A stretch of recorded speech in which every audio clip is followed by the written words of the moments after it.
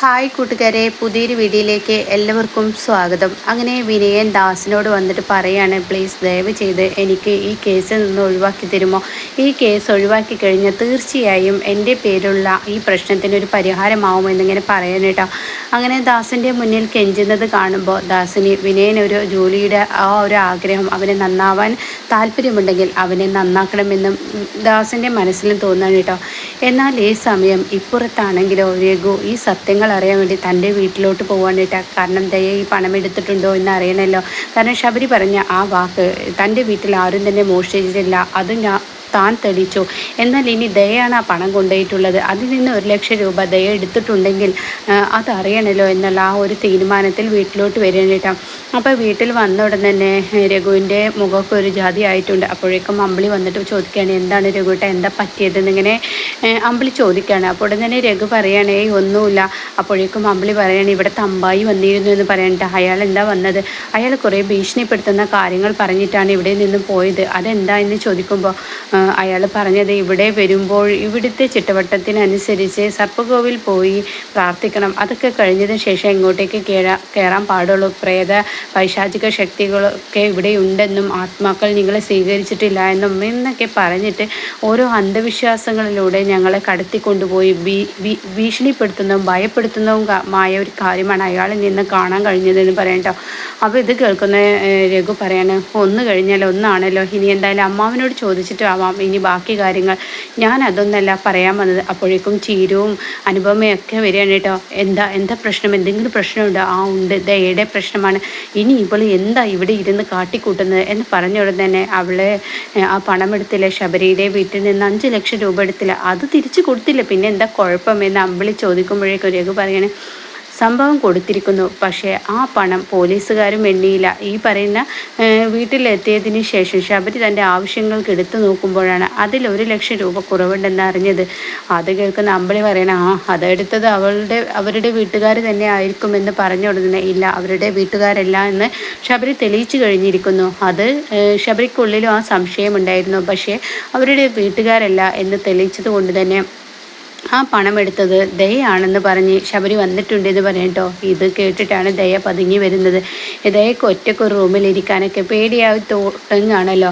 അപ്പോഴേക്കും ചീരി പറയണ, അവളത് ചെയ്യാതിരിക്കില്ല. അപ്പോഴേക്കും അനുഭവം അതെല്ലാം കേട്ട് നിൽക്കണം കേട്ടോ. അപ്പോൾ ചീരി പറയണ, അത് അവൾ ചെയ്യും, കാരണം അവളുടെ സ്വഭാവം അങ്ങനെയാണല്ലോ, ആരോടും പറയാതെ ഒരു വീട്ടിൽ നിന്ന് പണം എടുത്ത് വന്നവളല്ല അവൾ അതും ചെയ്യും, അതിലപ്പുറവും ചെയ്യും എന്നുള്ള വാക്കുകളൊക്കെ ഇങ്ങനെ പറയുന്ന സമയത്ത് അമ്പിളി പറയാൻ, ശരിയാണ്, അവളുടെ ഓരോ പ്രവൃത്തി ഇപ്പം അങ്ങനെയാണല്ലോ, അവൾ അച്ഛനെ മനഃപൂർവ്വം വേദനിപ്പിക്കാൻ വേണ്ടി ഇറങ്ങിയല്ലേ, ഇനിയിപ്പോൾ ഈ ഒരു സങ്കടം കൂടി അച്ഛൻ അറിഞ്ഞു കഴിഞ്ഞാൽ അച്ഛനത് താങ്ങാൻ കഴിയില്ല എന്നൊക്കെ ഇങ്ങനെ പറയുമ്പോൾ, നിങ്ങൾ ആരെങ്കിലും അനുപമ ആരെങ്കിലും ദയയുടെ കയ്യിൽ ആ പണമുണ്ടോ എന്ന് അന്വേഷിക്കുന്നത് നല്ലതായിരിക്കും. കാരണം ആ പണത്തിൻ്റെ പേരിൽ അതിൻ്റെ സത്യാവസ്ഥ അറിയാൻ ശബരി മുന്നിട്ട് ഇറങ്ങിയിരിക്കുകയാണ്. ഇനി കേസും കൂട്ടങ്ങളൊക്കെ ആയി പോയി കഴിഞ്ഞാൽ അമ്മാവൻ അത് താങ്ങില്ല എന്നിങ്ങനെ പറയുന്നുട്ടോ. അപ്പോൾ അത് കേട്ടിട്ടാണ് ദയ വരുന്നത്. അങ്ങനെ ദയ പറയുന്നത്, നിങ്ങൾക്ക് എല്ലാവർക്കും ഞാനാണ് ആ പണം എടുത്തത് എന്ന് ഉറപ്പായില്ലേ? അത് കേട്ട ഉടനെ ചീരി പറയും, നീ എടുത്തില്ല എന്ന് അവർ പറയാൻ പറ്റില്ലല്ലോ, നിന്റെ ഭർത്താവാണ് അത് പറഞ്ഞിരിക്കുന്നത്. എൻ്റെ ഭർത്താവ് അത് പറഞ്ഞോ?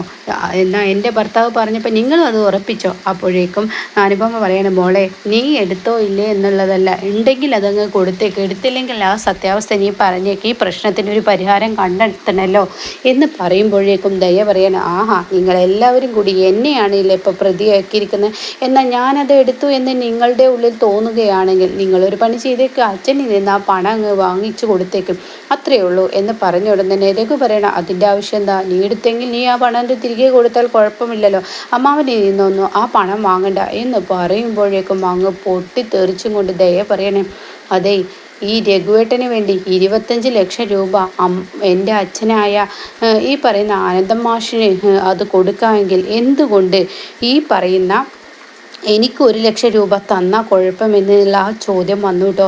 അത് കേൾക്കുന്ന രഘു ആകെ തകരാണ്. തനിക്ക് മനസ്സുകൊണ്ട് പോലും ചിന്തിക്കാൻ പറ്റാത്ത അത്രയും വിഷമം രഘുവിൻ്റെ ഉള്ളിൽ വരികയാണ് കേട്ടോ. ഇതേ സമയം അമ്പിളിയും ആകെ തകരാണ്. അപ്പോഴേക്കും അനുപമ, നീ എന്താടി പറഞ്ഞത്? നമ്മുടെ രഘുവേട്ടനെ കുറിച്ചല്ലടി പറഞ്ഞത്, രഘുവേട്ടൻ ഈ വീട്ടിൽ ആരാണെന്ന് നിനക്കറിയില്ലേ എന്നൊക്കെ പറയുമ്പോൾ, എന്ത് പറഞ്ഞാലും ഇങ്ങനെയുള്ള ഒരു സംസാരമാണ്. രഘുവേട്ടൻ ആരാണെന്ന് എനിക്ക് നന്നായി അറിയാം. രഘുവേട്ടൻ നമ്മളെയൊക്കെ പോലെ, നമ്മുടെ ഭർത്താക്കന്മാരെ പോലെ ഒരാൾ എന്ന് മാത്രം. അത് കേൾക്കുന്ന രഘു ആകെ തകരുകയാണ്. എന്നാൽ ഈ സമയം രഘുവിന് രണ്ടാമത്തെ പ്രാവശ്യമാണ് ഈ ഒരു തകർച്ച സംഭവിക്കുന്നത്. അങ്ങനെ രഘുവിന് താങ്ങാൻ കഴിയില്ല കേട്ടോ. അപ്പോഴേക്കും അമ്പിളി രഘുവേട്ടാ എന്ന് പറഞ്ഞങ്ങ് വിളിക്കാണ്. ഏയ് ഒന്നുമില്ല അമ്പിളി എന്ന് പറയൂട്ടോ. അപ്പോഴേക്കും ചീരു എന്താടി നീ വന്ന് ആരോട് എങ്ങനെ സംസാരിക്കണമെന്ന് നിനക്കറിയാതായി പോയോ? രഘുവേട്ടന് തരുന്നത് പോലെയാണോ നീ മറ്റുള്ളവരുടെ വീട്ടിൽ നിന്ന് പണം മോഷ്ടിച്ച് ഇങ്ങോട്ടേക്ക് കൊണ്ടുവന്ന് രഘുവേട്ടൻ ഒരു ബിസിനസ് ചെയ്യാൻ ഒരുങ്ങിയതല്ലേ? രഘുവേട്ടനല്ലേ നമ്മുടെ കുടുംബം നോക്കുന്നത് എന്നൊക്കെ ഇങ്ങനെ പറഞ്ഞ ഉടനെ എന്ത് നോക്കുന്നു രഘുവേട്ടൻ? അച്ഛനാണ് എല്ലാ കാര്യങ്ങളും ചെയ്തത്. രഘുവേട്ടന് വേണ്ടി വീട് പണയം വെച്ച് 25 ലക്ഷം രൂപ അച്ഛൻ കൊടുത്തിട്ടല്ലേ രഘുവേട്ടൻ ബിസിനസ് തുടങ്ങിയത്. എന്നിട്ട് പിന്നെ രഘുവേട്ടൻ എന്താ കാണിച്ചത് എന്നൊക്കെ അങ്ങനെ പറഞ്ഞത് ഓരോന്ന് എണ്ണി പറയുന്നത് കേൾക്കുമ്പോൾ അമ്പിളിക്ക് ശബ്ദിക്കാനാവുന്നില്ല, രഘുവിനും ശബ്ദിക്കാനാവുന്നില്ല. അമ്പിളി ഇങ്ങനെ ആകെ സ്തംഭിച്ച് നിൽക്കണം കേട്ടോ. ഇതേ സമയം ഇതൊക്കെ പറയാനുള്ളതൊക്കെ അങ്ങ് പറഞ്ഞു പോകുമ്പോൾ അമ്പിളി അങ്ങ് പൊട്ടിക്കരയണേ. ഈശ്വര, ഇത് തന്നെ കിട്ടണം. അന്നും ഇന്നും എന്നും ഞാൻ രഘുവേട്ടനോട് പറയും കുടുംബത്തിന് വേണ്ടി മരിക്കരുതെന്ന്. ഇപ്പോഴെന്തായി? ഒരു പട്ടിയെ പോലെ, ഒരു കാവൽ നായയെ പോലെ രഘുവേട്ടൻ കൊണ്ടു നടന്നിട്ട് ഞാൻ എൻ്റെ മക്കളെന്ന് കരുതിയിട്ട്, എൻ്റെ മക്കളാണെന്ന് കരുതി എൻ്റെ മക്കളെ പോലെ ഞാൻ അവരെ വളർത്തിയിട്ട്, എൻ്റെ ലക്ഷ്മി മോളെ പോലെ വളർത്തിയിട്ട്, അമ്മ മരിക്കുന്ന സമയത്ത് മഞ്ചാടി ഇവളൊക്കെ കുഞ്ഞായിരുന്നല്ലോ. അന്നേ മുതൽ ഇന്നേ വരെ ഇവർക്ക് വേണ്ടി മരിച്ചിട്ട് ഇന്നിപ്പോൾ നമുക്ക് കിട്ടേണ്ടത് കിട്ടിയില്ല രഘുവേട്ട. ഇനി മതി നമുക്ക് കൂട്ടുകുടുംബമായി താമസിക്കൽ.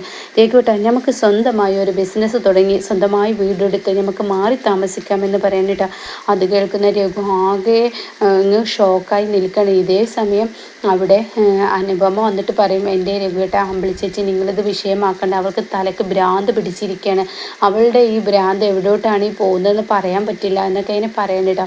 അപ്പോൾ ഇതെല്ലാം ലീല നിന്ന് കേൾക്കണം. അങ്ങനെ തമ്പായിയോട് ചെന്നിട്ട് പറയണം. അപ്പോൾ തമ്പായി പറയണേ, എൻ്റെ ഉപാസനാമൂർത്തികൾ എന്തായാലും കളി തുടങ്ങിയിരിക്കുന്നു. എന്തായാലും ആ പെണ്ണ് മുഖേന തന്നെ അനന്തൻ്റെ മക്കളെ നമുക്ക് ചിഹ്ന ഭിന്നമാക്കാം. അനന്തൻ്റെ മക്കളെ ഓരോരുത്തരും ഈ സ്വത്തിൻ്റെ മുകളിൽ തർക്കം കൂടുമ്പോൾ അനന്തൻ തന്നെ ഇത് വേണ്ടെന്ന് വെക്കുമെന്ന് പറയണേട്ടാ. അങ്ങനെ അമ്പിളിക്ക് ഭയങ്കര വിഷമമാവാണ്. ഇപ്പുറത്താണെങ്കിലും രഘു പെട്ടെന്ന് ഇറങ്ങി പോവാണ്. അപ്പോഴേക്കും അമ്പിളി പൊട്ടിക്കരയാണ്. രഘുവേട്ടൻ എങ്ങോട്ടാണ് പോയതെന്ന് അറിയില്ല എന്ന് പറഞ്ഞിട്ട് ഇങ്ങനെ കരയണേ. അപ്പോൾ ചെന്നിരിക്കുന്നത് ദാസിൻ്റെ വീട്ടിലോട്ടായിരിക്കും കേട്ടോ. അപ്പോൾ ദാസിനോട് ഈ സങ്കടങ്ങളൊക്കെ പറയണം. എന്താണ് ഇതേക്ക് പറ്റിയത്? ഇങ്ങനെയൊന്നുമല്ലായിരുന്നല്ലോ ആ കുട്ടി എന്താ ഇങ്ങനെ ആയി പോകുന്നത് എന്ന് പറയുമ്പോൾ, എനിക്കറിയില്ല, ഞാൻ ആരോടൊരു പാവവും ചെയ്തിട്ടില്ല. ഇന്നേ വരെ ഞാൻ ആ കുടുംബത്തിന് എൻ്റെ കുടുംബം എന്ന് കാണാതെ എല്ലാം എൻ്റെ കുടുംബമാണെന്ന് കണ്ട ഒരു വ്യക്തിയാണ്. പക്ഷേ അവളെന്ന് പറഞ്ഞ ആ വാക്കും, ഇന്നലെ ഞാനാണ് ആ സ്വർണ്ണം അവളുടെ സ്വപ്നത്തിൽ വന്ന് മോഷ്ടിച്ചതെന്ന് പറഞ്ഞ് ഞാനത് മോഷ്ടിച്ചോ എന്ന് കരുതിയിട്ട് അവൾ എൻ്റെ അരികിലോട്ട് വന്നതൊക്കെ ആലോചിക്കുമ്പോൾ എനിക്ക് എന്നോട് തന്നെ വെറുപ്പ് തോന്നുന്നു. പണ്ട് അമ്പിളി ഇത് എത്രയോ തവണ എനിക്ക് വാണിങ്ങി തന്നതാണ്. പക്ഷേ ഞാൻ അവളുടെ വാക്കുകൾക്ക് വില കൊടുത്തില്ല. ഇന്നിപ്പോൾ അത് അസത്യം എനിക്ക് മനസ്സിലാവുന്നു എന്നൊക്കെ ഇങ്ങനെ രഘു പറയുമ്പോൾ ദാസ് പറയണേ, ഞാൻ നിന്നോട് വേറൊരു കാര്യം കൂടി പറയാനാണ് വന്നത്. എന്ത് കാര്യം? എന്താ? ഇനി അടുത്ത പ്രശ്നം എന്തെങ്കിലും ഉണ്ടോ? ആ വിനയൻ എന്നെ കാണാൻ വന്നിരുന്നു. അവനെന്താ ഇനി വന്നിരിക്കുന്നത്? ചീരുവിനെ കൊണ്ടുപോകണമെന്ന് പറയാനോ?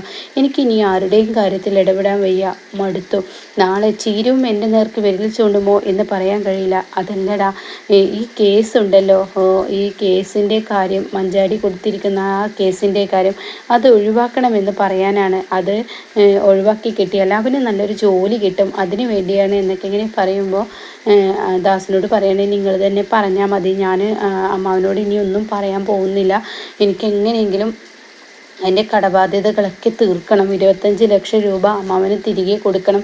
കാരണം ഞാൻ കാരണം ആ മനുഷ്യനെ വേദനിക്കാൻ ഒരിട വരരുത്, അതുകൊണ്ടാണ് എന്നൊക്കെ ഇങ്ങനെ പറഞ്ഞിട്ട് രഘു സങ്കടത്തോടു കൂടി ഇറങ്ങി പോകുമ്പോൾ ദാസിന് വിഷമമാവാണ് കേട്ടോ. തൻ്റെ അണ്ണന് എന്തൊരു തലവിധിയാണ് എന്ന ആ ഒരു സങ്കടം ദാസിൻ്റെ ഉള്ളിൽ വരികയാണ് കേട്ടോ.